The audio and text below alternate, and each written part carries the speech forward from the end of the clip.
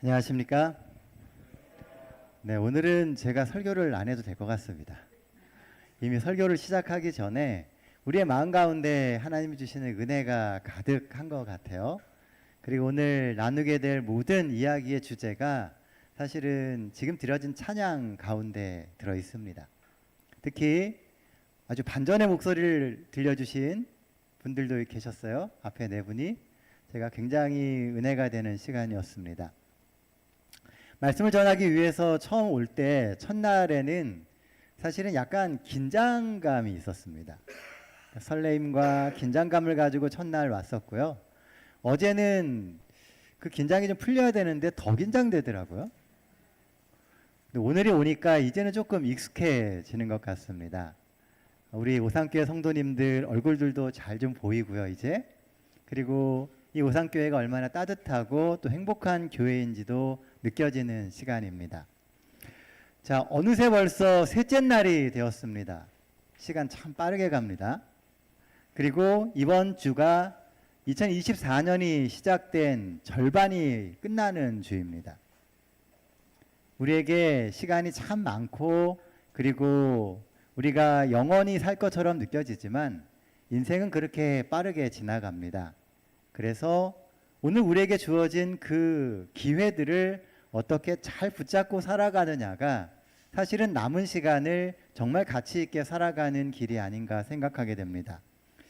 오늘도 진리에 대한 열정으로 말씀의 현장을 찾으신 여러분들에게 하나님이 주시는 넘치는 축복이 임하게 되시기를 간절히 바랍니다.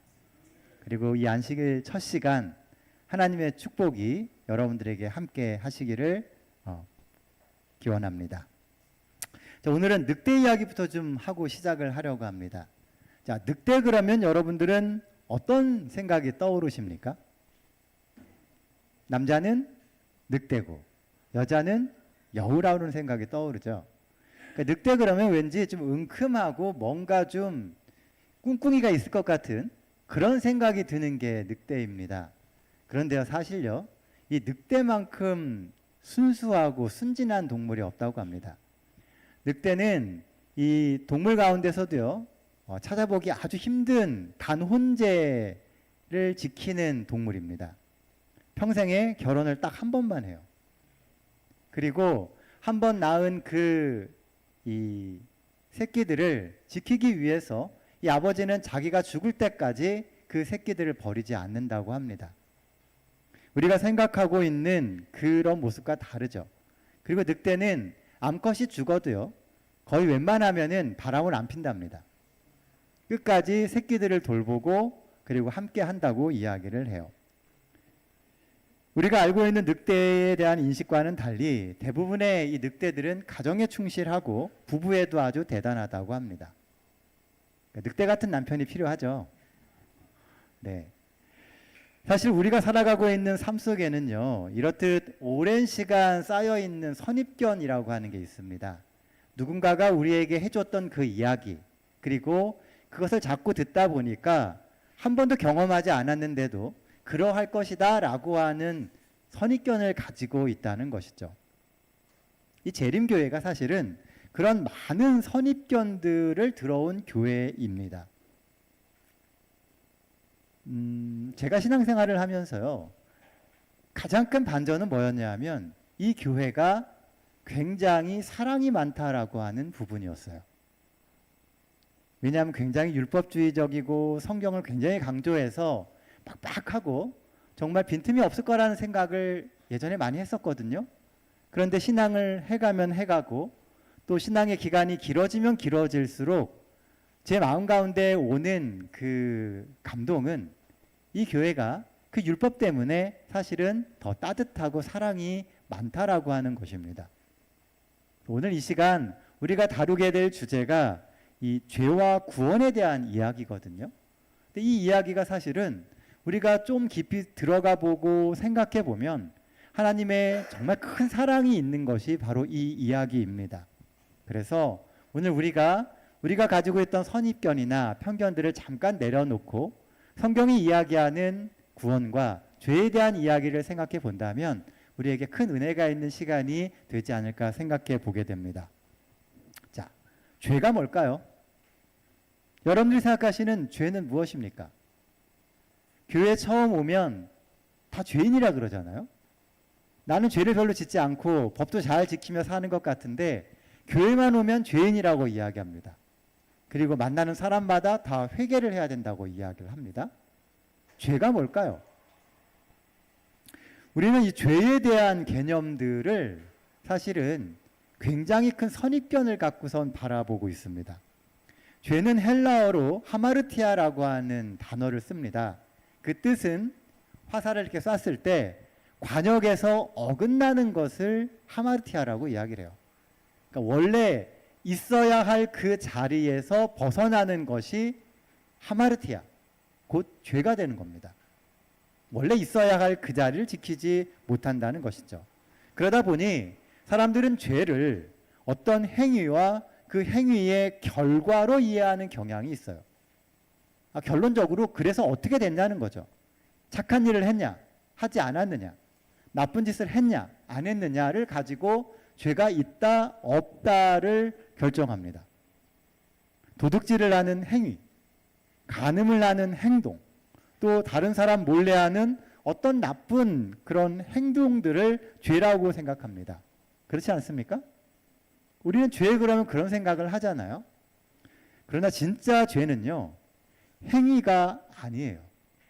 그리고 그 행위로 나타나는 결과도 죄가 아닙니다.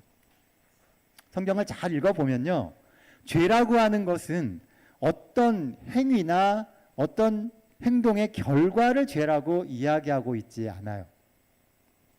우리가 그 집사람들 좋아하시는 드라마 중에 하나가 막장 드라마입니다. 우리나라에서는 막장 드라마는 불패한다고 이야기를 해요. 사람들이 다 욕을 해요. 그러면서도 궁금해합니다. 왜냐하면 그 막장 드라마 속에 인생의 진짜 단맛 쓴맛이 다 들었기 때문이라고 이야기를 합니다. 그때 막장 드라마에서 많이 나오는 그런 대사가 뭐냐 하면 사랑한 게 죄냐라고 하는 거예요. 자, 사랑한 거는 죄일까요? 아닐까요? 사랑한 게 죄예요? 아니에요? 사랑하는 건 죄가 아닙니다. 그런데 뭐가 죄예요? 대상이 잘못됐으니까 죄가 되는 거예요. 남의 남편을 사랑하고 남의 여자를 사랑하니까 잘못된 겁니다. 내 아내를 사랑하고 내 가족을 사랑하면 그게 어떻게 죄가 됩니까? 그렇죠? 대상이 잘못된 사랑이 죄라고 하는 거죠. 그러니까 죄라고 하는 것은 사실 대상이 어떻느냐, 그리고 어떤 마음을 품고 있느냐가 중요한 것입니다. 성경은 그 사람이 마음에 가지고 있는 것이 곧 죄라고 이야기를 해요. 어떤 행동을 유발하게 만드는 그 생각, 그 사상이라고 하는 거죠. 그래서 우리가 오늘 이 자리에 이렇게 앉아 있지만 사실 우리는 지금도 죄를 지을 수가 있습니다. 눈은 다 저를 보고 계시지만 머릿속 생각은 다른 생각을 하실 수 있거든요. 내가 사랑하는 가족을 바라보면서도 머릿속으로 다른 생각을 할 수 있습니다. 그래서 사람들은 죄로부터 자유로울 수가 없는 것입니다. 사랑은 많으면 많을수록 좋습니다. 그러나 대상이 잘못된 죄는 분명히 문제가 되게 되어 있습니다. 사실 죄도 일종의 사랑이기 때문에 그래요. 우리가 죄라고 하는 대부분의 것들은 대상이 잘못된 그 무언가를 사랑하는 겁니다. 그러므로 죄는 행위 자체가 아니라 잘못된 대상에 대한 사랑과 충성을 죄라고 하는 것이에요. 사실 성경의 죄도 그렇게 표현이 되고 있습니다. 인류의 죄의 시작은 뭘 때문에 시작이 됐죠? 선악과라고 하는 과일 하나를 따먹으면서 죄가 시작됩니다. 과일 하나 따먹는 게 큰 죄가 될까요? 두고두고 온 인류가 죽어야 할 만큼 그 죄가 그렇게 큰 죄일까요? 여러분 그런 생각 안 해보셨습니까? 선악과 하나를 따먹었다고 아담과 하와, 그 당시에 유일한 하나님이 만든 피조물들이 죽어야 되고요. 그 둘만 죽고 끝나는 게 아니고 그 후손들이 영원히 죽어야 된다라고 하는 게 과연 이게 합리적일까요?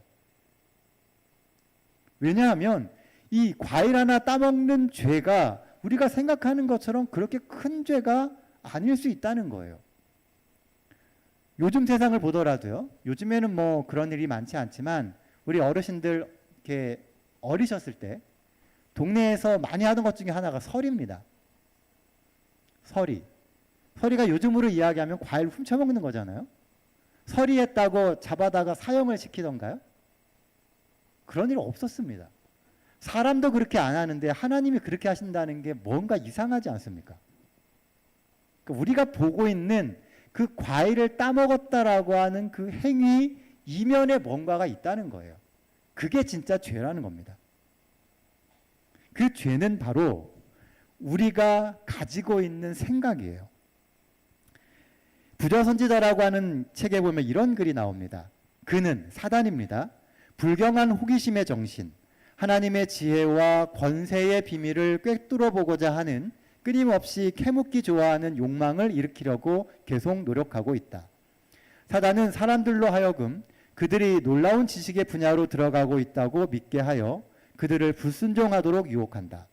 그러나 이것은 모두 기만이다. 진보한다는 생각에 의기양양하여 그들은 하나님의 요구를 짓밟음으로써 타락과 죽음으로 인도하는 길에 그들의 발을 들여놓고 있다. 더 똑똑해진다는 생각, 더 진보하고 있다는 그 생각이 하나님이 정하신 인간의 본분을 벗어나게 만든다는 것입니다. 죄는 생각이고 집착이며 하나님이 정하신 그 인생의 길을 넘어서는 도전이에요. 지금도 사실은 많은 사람들이 그런 불경한 호기심을 가지고 하나님의 영역에 도전하려고 합니다. 하나님의 말씀을 판단하고 무시해요. 하나님이 말씀하셨음에도 불구하고 그것을 자신의 생각대로 해석을 하려고 합니다. 그리고 자신이 믿고 있는 그것이 하나님의 말씀보다 우선한다라는 생각을 갖게 된다는 것이죠.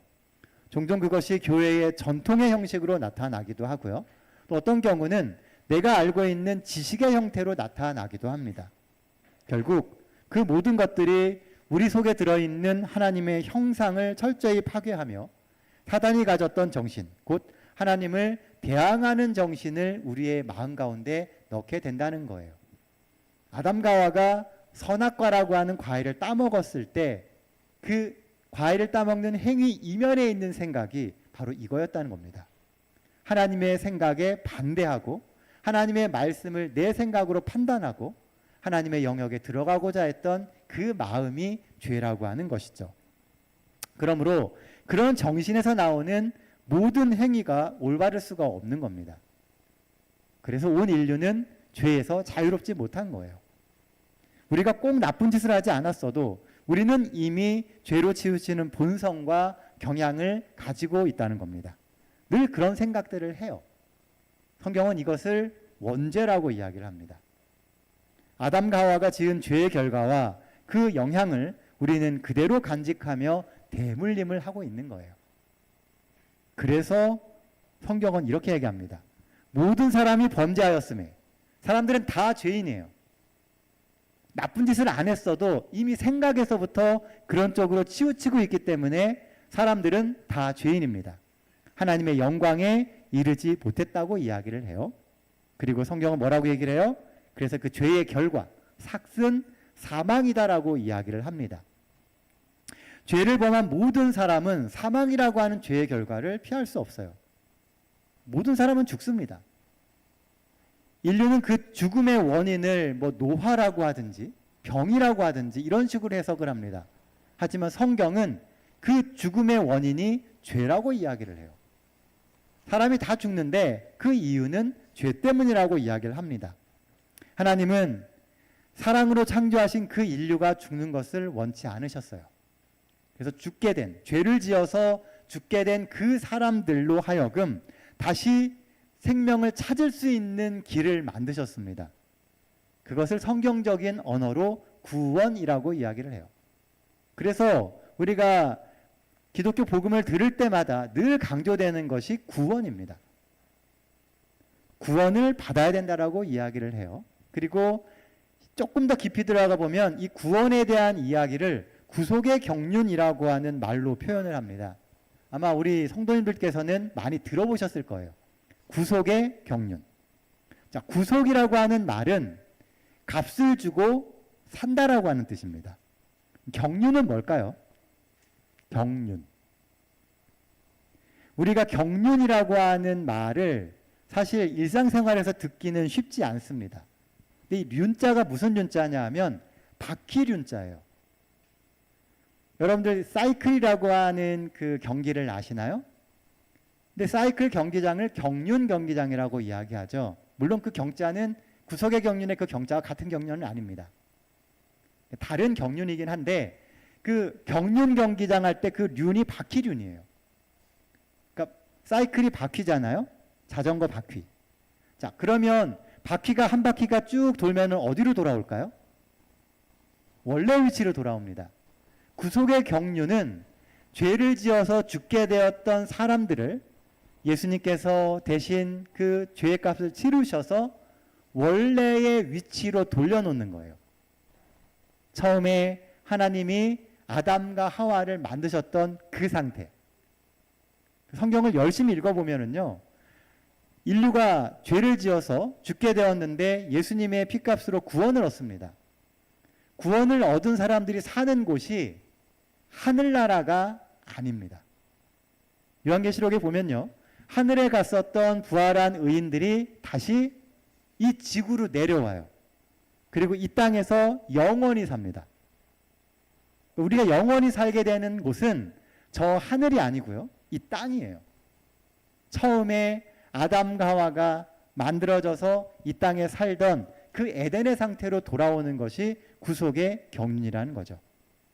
이 땅에서 예전처럼 행복하고 안전하게 살게 만들기 위해서 이루어지는 게 뭐냐 하면 구원이라고 하는 것입니다. 자, 그런데요, 우리가 이 구속의 경륜을 이해하는 것이 사실은 그렇게 쉽지가 않아요. 그러니까 우리가 전철이나 뭐 길거리에서 예수천당 불신지옥을 얘기하시는 분들 굉장히 많이 듣습니다. 그리고 우리 주변에 신앙을 이렇게 전하기 위해서 전도를 하시는 분들이 늘 하시는 얘기가 구원받아야 된다라고 이야기를 해요. 그런데 거기에는 늘 빠지는 게 있습니다. 그게 뭐냐 하면 왜예요, 왜? 왜 우리는 구원을 받아야 할까요? 여러분들에게 구원이 필요하십니까? 예수님을 아는 사람들에게는 구원이 필요하다라고 하는 것이 느껴져요.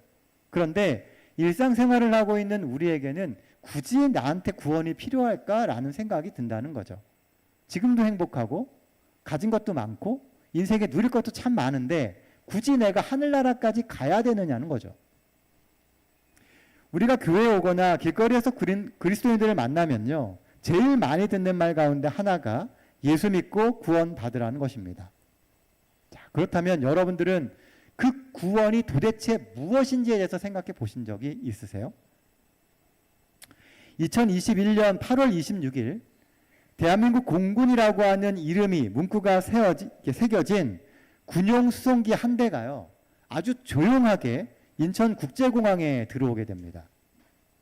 그리고 세계 유수의 방송사들은 이 수송기의 안전한 도착을 긴급 뉴스로 전 세계에 알렸습니다. 왜냐하면요, 이 비행기가 보통 비행기가 아니었기 때문에 그래요. 비행기가 출발할 때까지만 해도 아무도 몰랐습니다. 그런데 비행기가 안전하게 인천공항에 딱 내려오니까 전 세계로 이 소식이 전해지게 됩니다. 이 비행기는 아프가니스탄에서 출발을 했고요, 총 391명의 승객이 타고 있었습니다. 당시에 아프가니스탄은 내전 때문에 전국에 완전히 불바다가 되어 있었어요. 나라를 장악하고 있던 탈레반 세력에 의해서 하루에도 몇 건씩 테러가 일어나고 있고요, 국민들의 목숨이 아주 위태로운 상황이었습니다. 이에 한국은 비밀리에 수송기를 파견하고 당시 한국 대사관에서 대사관 업무를 도와주던 사람들과 그 가족 391명을 한국으로 이송하게 됐던 것입니다. 아프간 내전이 점점 심해지면서 대사관 직원들의 안전에 위협을 받게 되자 대한민국 대사관에서는 아프간을 떠나게 됩니다. 그리고 떠나면서 약속을 했어요. 지금은 우리가 어쩔 수 없이 떠나지만 나중에 우리가 반드시 돌아와서 당신들을 꼭 구출해 주겠습니다. 하루하루 죽음과 삶의 경계선을 오가던 사람들에게 대한민국 정부가 그 약속을 지킨 겁니다. 얼마 후 대한민국 공군은 목숨을 걸고 내전 중인 아프가니스탄으로 돌아가서 그들을 조용히 그리고 안전하게 한국으로 이송해 왔습니다. 그 작전의 이름이 미라클 작전이었어요. 현재 그들은 한국의 진천이라고 하는 곳에서 정착해서 새로운 삶을 살고 있습니다. 더 이상 죽음의 경계에 서 있지 않고요. 하루하루 행복을 누리고 희망찬 미래를 꿈꾸는 그런 즐거운 삶을 삽니다. 구원이라고 하는 것은요, 이런 겁니다. 삶과 죽음의 경계선에서 아무것도 할 수 없는 사람들이 생명과 안전의 약속을 보장받는 것, 그게 바로 구원이에요. 우리가 인간들이요, 이 땅에서 삶과 죽음의 경계선 안에 있다는 겁니다. 구원은요, 늘 죽음과 관련이 있어요. 죽음이 없으면 구원은 없습니다. 위태롭고 위기 상황에 있기 때문에, 목숨이 오가기 때문에 구원이 필요해지는 것이죠. 자, 불과 얼마 전까지 우리는 이런 모습을 하고 살았습니다. 코로나 시절 마스크 쓰는 거 정말 불편했습니다. 그런데도 사람들은 마스크를 벗지 않았어요. 왜 그랬을까요? 죽기 싫어서입니다. 이게 불편하고 너무나 힘이 든데 이거 벗으면 어떻게 돼요? 죽을지 모른다는 불안감 때문에 마스크를 벗지 않았던 것입니다. 또한 우리 주변에 코로나 시즌에 백신과 관련된 괴담이 얼마나 많았습니까? 이거 잘못 맞으면 죽는다. 이것 때문에 우리의 모든 그 안에 옛날에 베리칩 얘기하시는 분들도 계셨고요. 그 안에 여러 가지 생체 정보가 들어가 있어서 우리를 조종한다. 별의별 괴담들이 굉장히 많았습니다. 그럼에도 불구하고 우리는 백신을 맞았습니다. 왜 그랬어요? 죽음에 대한 두려움 때문입니다. 죽음과 삶의 경계에 서 있으면 사람들은 누구나 죽지 않기 위해서 살 방법을 찾는다는 것이죠. 사실 우리 모두는 생과 사의 경계선에서 살아가고 있습니다. 선과 악의 대쟁투 속에서 구원을 얻을 수 있느냐, 못 얻느냐를 가지고 하루하루 우리는 치열하게 영적 전투를 하며 살아갑니다. 물론 신앙생활을 하는 것이 그냥 막 사는 것보다 많이 불편합니다. 이제 교회 다니시면은요, 해야 될 것과 하지 말아야 될 것이 굉장히 많아집니다. 우선 해야 될 게 많아져요. 신앙생활을 하려면은 성경도 읽어야 되고요, 교회도 오셔야 되고, 또 여러 가지 좋은 일들도 하셔야 됩니다. 그런데 또 교회 다니다 보면 하지 말아야 될 게 점점 많아져요. 그러니까 삶이 좀 불편해집니다. 내가 알아서 삶을 포기해야 되는 순간들도 굉장히 많아요. 그러나 죄의 문제를 해결할 유일한 백신은 우리 삶에는 예수 그리스도밖에 없다는 겁니다. 교회에 오면은 늘 예수님 이야기를 하는 이유가 뭐냐 하면 예수님이 그 모든 구원의 문제를 가지고 계시는 키가 되시기 때문에 그래요. 성경은 이렇게 말합니다. 하나님이 세상을 이처럼 사랑하사 독생자를 주셨으니 이는 저를 믿는 자마다 멸망하지 않고 영생을 얻게 하려 하심이니라. 로마서 6장 23절은 쉬운 성경에 보면 이렇게 되어 있습니다. 죄의 대가는 죽음이지만 하나님의 선물은 우리 주 예수 그리스도 안에 있는 영생입니다.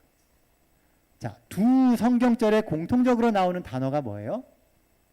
바로 영생입니다. 그리고 독생자와 예수 그리스도가 같은 분입니다. 그러니까 영생이라고 하는 말이 나오고 있어요. 영생은 영원한 생명의 줄임말입니다. 성경이 말하는 구원은 죽을 수밖에 없는 우리의 운명을 영원히 사는 운명으로 바꾸는 것을 의미해요. 그리고 그 과정에 누가 필요하다고요? 예수 그리스도가 필요하다고 이야기합니다. 여기 보시면 구원을 얻는 방법이 그를 믿음으로라고 이야기를 해요. 여기서 말하는 그가 누구예요? 바로 예수 그리스도입니다. 예수님이 우리를 구원해 주실 것을 믿어야 된다는 겁니다. 그게 구원을 얻을 수 있는 유일한 방법입니다. 예수님은 우리를 구원하시기를 간절히 원하세요. 하나님은 우리가 죄에서 망가지는 것을 결코 원하지 않으십니다. 그래서 당신의 목숨을 다해서 우리를 구원하려고 하시는 겁니다. 시대소망이라고 하는 책에 보면 이렇게 기록합니다. 하나님께서는 그분이 인간으로서 누구나 당하는 인생의 위험을 겪고 또한 인간으로서 누구나 싸워야 할 싸움을 실패와 영원한 손실의 위험을 무릅쓰고 싸우는 것을 허락하셨다. 사실 예수님께서 이 땅에 우리를 구원하기 위해 오시는 것이요, 쉬운 일이 아니었습니다. 예수님이 다시 부활하실 것이라고 하는 보장도 없었어요. 그럼에도 불구하고 예수님이 바로 여러분들을 구원하기 위해서, 우리를 구원하기 위해서 그분의 목숨을 내놓으셨다는 거죠. 마치 아프간에 있는 그 사람들을 구출해 오기 위해서 공군들이 목숨을 걸고 가는 것처럼 살아 돌아온다는 보장이 없습니다. 그럼에도 불구하고 그 약속을 지키고 그들을 구원하기 위해서 갔던 것처럼 예수님께서 오늘 우리를 구원하기 위해서 당신의 생명을 다해서 이 땅에 오셨다는 것이죠. 너희는 마음에 근심하지 말라. 하나님을 믿고 또 나를 믿으라. 나는 너희를 위하여 있을 곳을 준비하러 간다. 모든 준비가 끝나면 다시 와서 너희를 데려다가 내가 있는 곳에 항상 있도록 하겠다. 예수님은 꼭 다시 오셔서 우리를 구원하시겠다고 성경에 약속해 주고 계십니다. 우리는 그 구원의 약속을 믿으며 늘 믿음 안에 거하면 되는 것입니다. 그럼 어떻게 그 믿음 안에 거할까요? 성경은 그것은 침례라고 하는 결심과 사람들 앞에서의 예식을 통해서 할 수 있다라고 이야기합니다.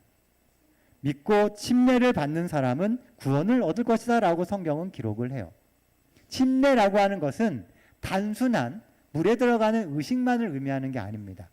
침례는 사람들 앞에 내가 예수 그리스도를 개인의 구주로 영접하고 살겠다라고 하는 약속이에요.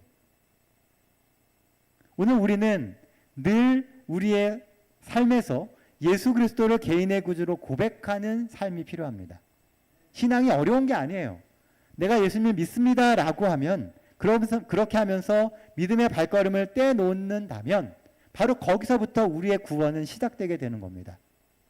오늘 우리가 어떤 마음으로 결심하느냐가 중요해요. 죄가 마음의 생각으로부터 시작된다면 구원 역시도 오늘 우리의 마음의 생각에서부터 시작됩니다. 예수님을 믿기로 결심하고 마음으로 첫 발걸음을 내디디면 그것이 곧 구원의 시작이라는 것이죠. 누구든지 그리스도와 합하기 위하여 침례를 받는 자는 그리스도를 옷 입었느니라.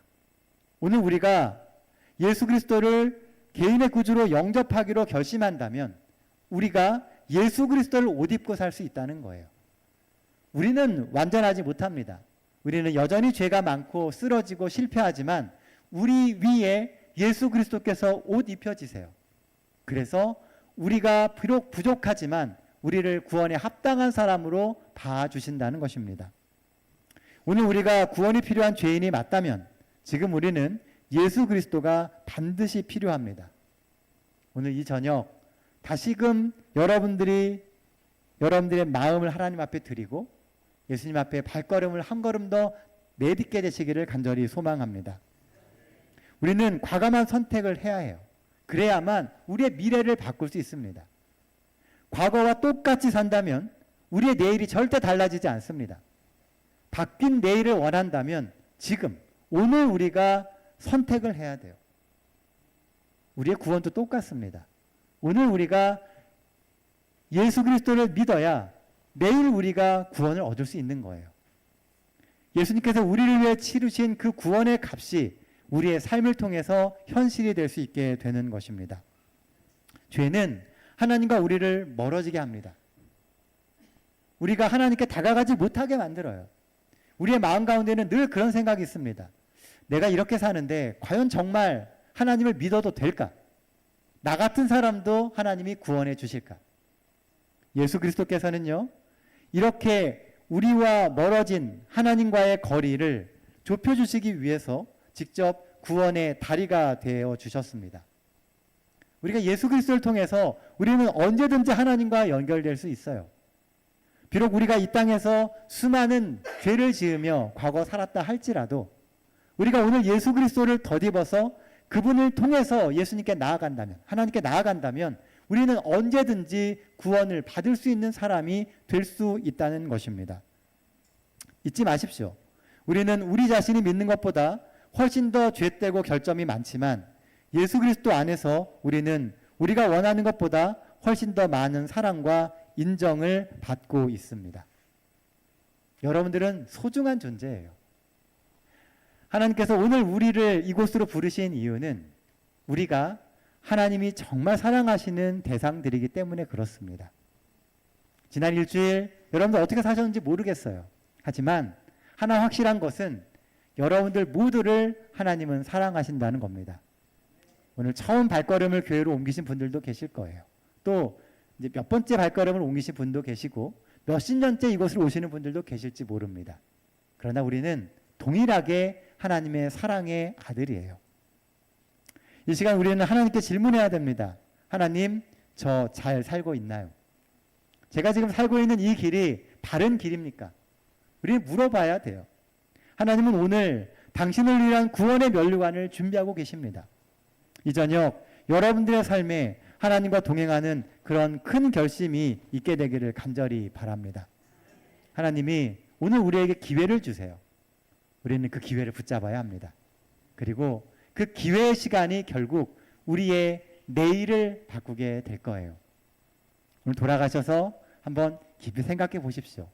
오늘 나에게 펼쳐진 이 구원의 길이 정말 내가 나아가야 할 길인지, 그리고 어떻게 내가 그 기별을 접하게 되었는지 깊이 생각해 보면요, 정말 우연처럼 보이는 수많은 필연들이 우리의 삶에 있음을 깨닫게 될 겁니다. 세상에 우연은 없어요. 모든 것이 하나님의 계획 속에 있는 필연입니다. 하나님은 여러분들 모두를 구원하길 원하세요. 그리고 그 구원에 대한 모든 값은 이미 치루어져 있습니다. 믿기만 하면 돼요. 예수님을 개인의 구주로 영접하기만 하면 됩니다. 이 저녁 예수 그리스도를 개인의 구주로 영접하기로 다시금 결심하시는 우리 모든 성도님 되시기를 간절히 바라면서 오늘 말씀 마치도록 하겠습니다.